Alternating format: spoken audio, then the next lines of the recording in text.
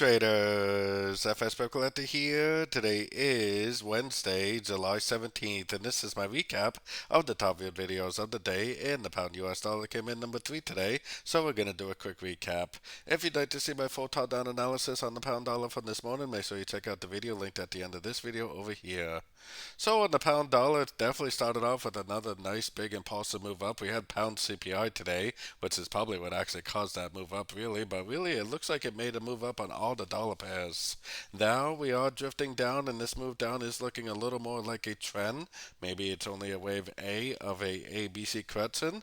For me personally, unless it starts breaking structure to the downside, which is actually, for me, this is the more important structure level right here, but really unless it starts breaking structure to the downside, I am personally only looking for longs. I'm looking for three-way pullbacks. I'm looking for Fibonacci bounces for the continuation of this uptrend.